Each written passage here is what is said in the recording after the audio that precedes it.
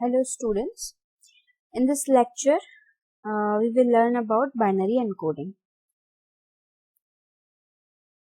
So in the last lecture we have seen what is binary encoding, real value encoding, order encoding, tree encoding. So basically there are four types of encoding schemes used in generic algorithm. Real value encoding को हम simply value encoding भी बोलते हैं, order encoding को हम permuted encoding भी बोलते हैं, and tree encoding is tree encoding.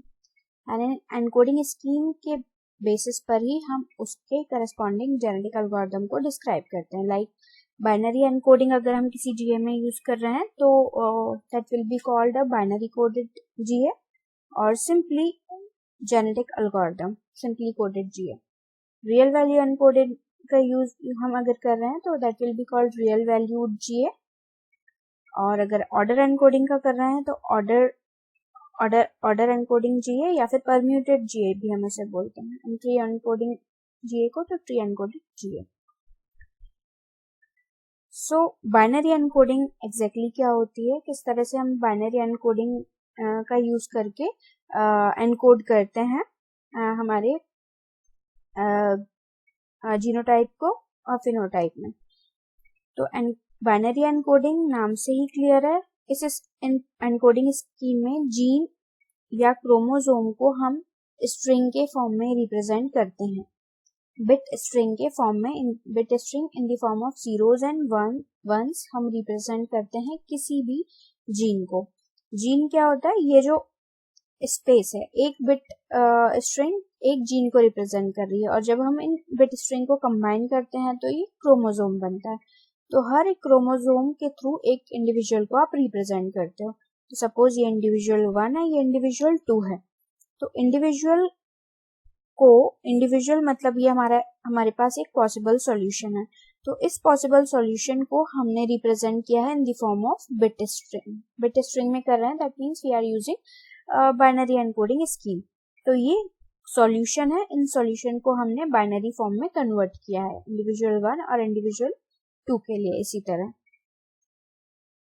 So binary encoding जो यूज की जाती है, मोस्ट पॉपुलर जो एग्जांपल है बाइनरी एनकोडिंग का इज 01 नैपसेक. नैपसेक प्रॉब्लम आपने ऑलरेडी पहले भी पढ़ा होगा, एक बार और हम इसको देख लेते हैं. तो बेसिकली नैपसेक प्रॉब्लम में आपको एक नैपसेक गिवन होता है जिसकी कैपेसिटी होती है W. अब what exactly we have to do कि जितने आइटम्स है, suppose there are n item, तो उन n आइटम के लिए हर n आइटम के साथ उसकी कॉस्ट और उसका वेट एसोसिएटेड है. कॉस्ट या हम उसको टोटल उसके जो प्रॉफिट मैक्सिमाइजेशन है, एग्जैक्टली हमें प्रॉफिट मैक्सिमाइज करना है. मींस ये ऑप्टिमाइजेशन से रिलेटेड प्रॉब्लम है. तो हमें क्या करना है, मैक्सिमम टू मैक्सिमम आइटम्स उस नैपसेक में ट्रांसफर करना है, या कितने हम आइटम्स उस नैपसेक में डाल सकते हैं जिससे कि वो उसकी कैपेसिटी को एक्सीड ना करे और जो प्रॉफिट हो वो मैक्सिमाइज्ड हो. ये ऑप्टिमाइजेशन प्रॉब्लम है and can be better described as follows. तो जितने भी आइटम्स है उनका समेशन वो आपको मैक्सिमाइज करना है कि कितने मैक्सिमम से मैक्सिमम आइटम्स हम ले सकते हैं, जहां पर कंडीशन क्या है कि x of i into w of i का समेशन जो होगा वो लेस और इक्वल्स टू होना चाहिए w. w इज व्हाट, आपके नैपसेक की कैपेसिटी. नैपसेक की कैपेसिटी से एक्सीड नहीं करना चाहिए. तो इसको और एक्सप्लेन करके मैं आपको with the help of an example यहाँ बता देती हूँ. तो यहाँ पर हम एग्जाम्पल ये ले रहे हैं, यहाँ पर 3 आइटम्स हैं, I1, I2 एंड I3. ये 3 आइटम्स हैं and we are having a knapsack of capacity 50. तो यहाँ पर आइटम 1 का weight is 10 and cost is $60. I2 का weight is 20 and cost is $100 and I3 का weight is 30 and cost is $120. अब हमें क्या करना है कि वी नो कि मैक्सिमम वेट क्या है, 50 है. तो हम इनमें से कितने मैक्सिमम आइटम्स इसमें रख दें जिससे कि हमारे पास जो प्रॉफिट हो वो हमारे पास मैक्सिमम आए. तो अगर हम इसको ब्रूट फोर्स अप्रोच के थ्रू करते हैं तो हम टोटल पॉसिबल सॉल्यूशंस निकाल सकते हैं कि कितने हम इसके परम्यूटेशन कॉम्बिनेशन करेंगे जिससे कि उसके पॉसिबल सॉल्यूशंस आते हैं। तो सबसे पहले तो हमने इस पर ब्रूट फोर्स लगाया। तो सपोज हम पहले आइटम 1 से स्टार्ट करते हैं। तो आइटम 1 अगर हमने लिया तो सिर्फ 10 जो उसका वेट है, ये सिर्फ आइटम 1 अगर हम प्लेस करते हैं नैपसैक में, या तो हम सिर्फ आइटम 2 प्लेस करते हैं तो उसके लिए 20, या सिर्फ आइटम 3 प्लेस किया तो 30। अब सपोज आइटम 1 और आइटम 2 दोनों को हम प्लेस कर रहे हैं तो 10, 20 कैपेसिटी।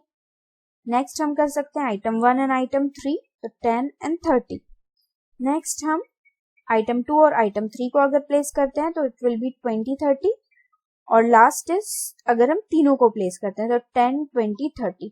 तो basically if there are n items, अगर n आइटम्स हैं किसी प्रॉब्लम में, तो there will be 2 raised to the power n minus 1 solution or trials.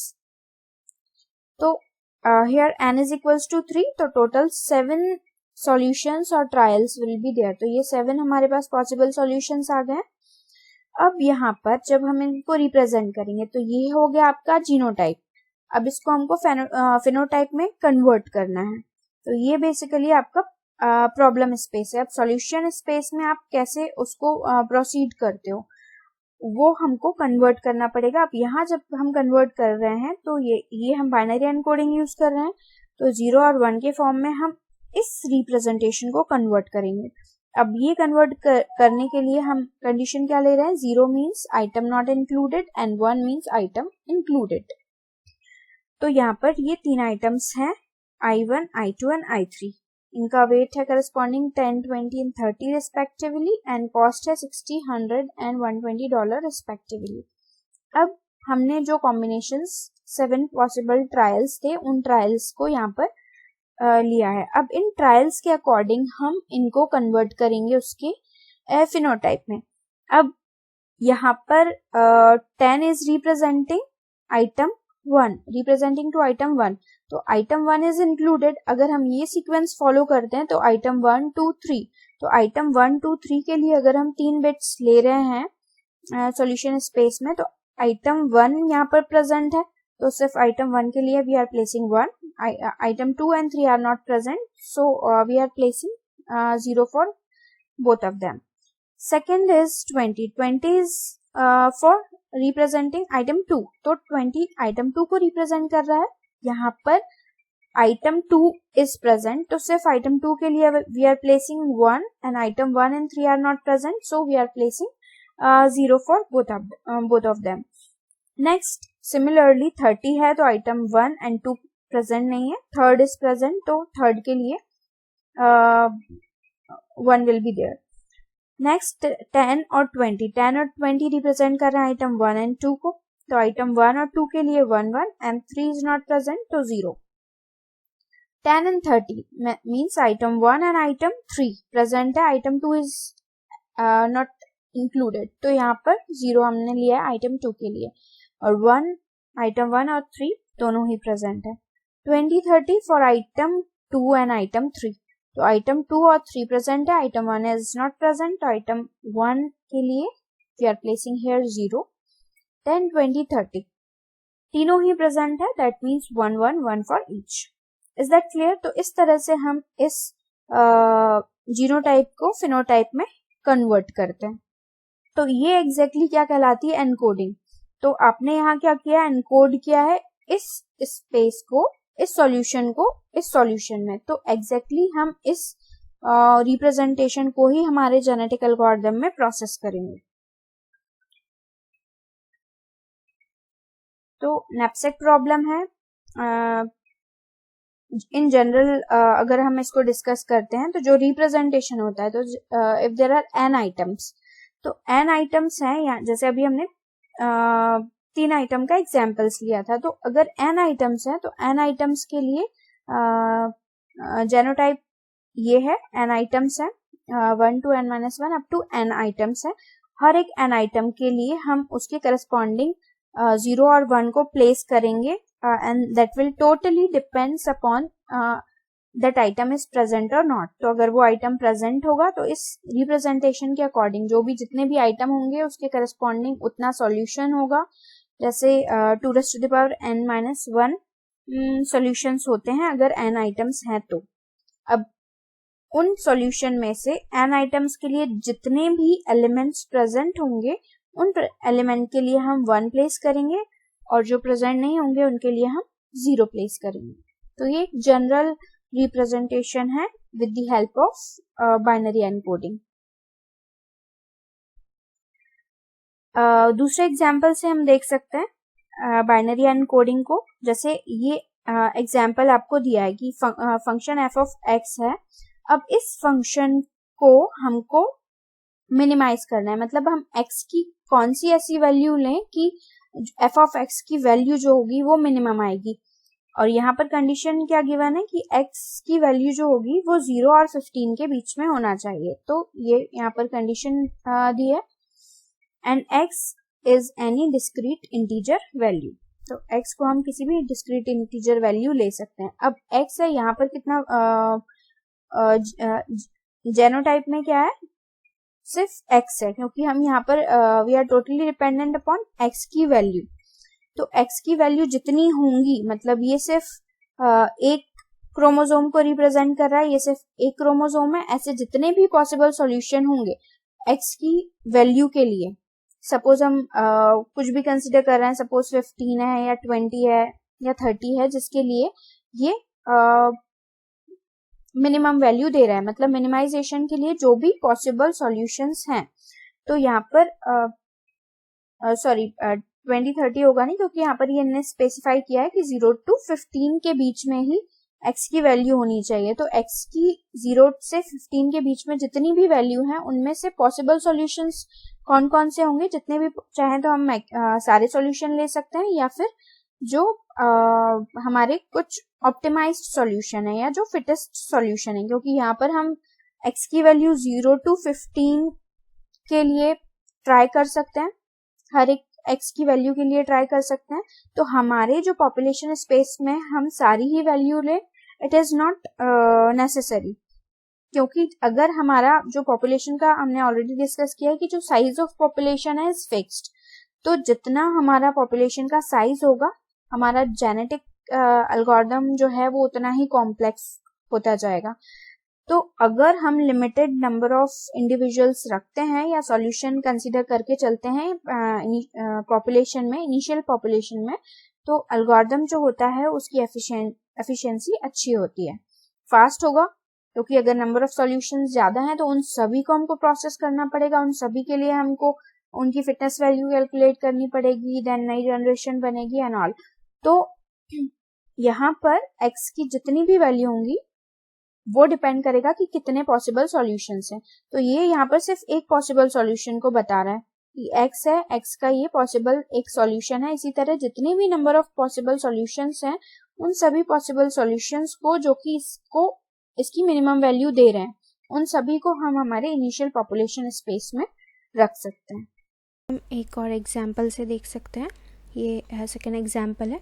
Previous example में सिर्फ एक ही वेरिएबल हमने लिया था, यहाँ पर फंक्शन हमारा एफ ऑफ एक्स वाई जो है, एक्स और वाई दो वेरिएबल्स पर डिपेंडेंट है, जिनकी वैल्यूज़ जो है वो जो कंडीशंस दी है इसके लिए। तो ये फंक्शन की वैल्यू हमको मैक्सिमाइज कब होगी for any value of x और वाई। तो एक्स और वाई की किस वैल्यू के लिए जो f of x y function है ये मैक्सिमम वैल्यू या मैक्सिमम रिजल्ट्स हमें दे रहा है।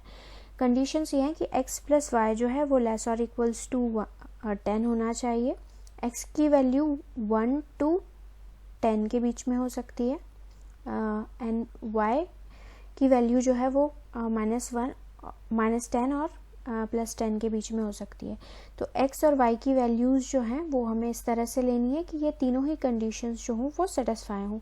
अब इन कंडीशन को सेटिस्फाई करके कौन सी x और y की वैल्यू के लिए हमारे फंक्शन की वैल्यू जो है वो मैक्सिमम आती है, तो हमें इसके मैक्सिमम सॉल्यूशन को, मैक्सिमम वैल्यू को फाइंड आउट करना है। तो यहाँ पर there will be multiple solutions. तो जो हमारा इनिशियल पॉपुलेशन स्पेस है उस पॉपुलेशन स्पेस में x और y की मल्टीपल वैल्यूज़ होंगी और उन मल्टीपल वैल्यूज़ के करस्पॉन्डिंग उनका एक क्रोमोसोम होगा। तो दिस इज जेनोटाइप है, जेनोटाइप एक्स और वाई में इसको आपको रिप्रेजेंट करना है, मतलब एनकोड करना है, in short we can say कि हमको इनको एनकोड करना है बाइनरी में। तो फेनोटाइप में हम कन्वर्ट करेंगे इसको, जो भी एक्स और वाई की वैल्यू होगी, तो यहाँ पर हम एक्स की वैल्यू क्या ले सकते हैं, 1 और 10 के बीच में कुछ भी ले सकते हैं। तो एक्स सपोज हमने 2 लिया, तो 2 को बाइनरी के फॉर्म में हम यहाँ रिप्रेजेंट करेंगे। वाई को सपोज हमने 5 लिया, तो 5 को हम यहाँ पर लेंगे क्योंकि 2 + 5 = 7 लेस और इक्वल्स टू 10 है, तीनों ही कंडीशन सेटिस्फाई हो रही है। तो इस तरह से एक्स और वाई की there will be multiple values जिनको हम कंसिडर कर सकते हैं हमारे initial population space, initial population में।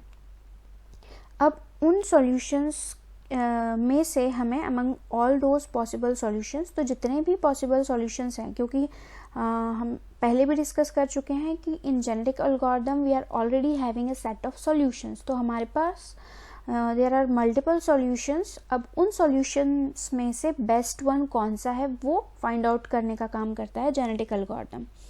तो एक्स और वाई का ये एक पॉसिबल सॉल्यूशन है। इसी तरह से there will be multiple possible solutions.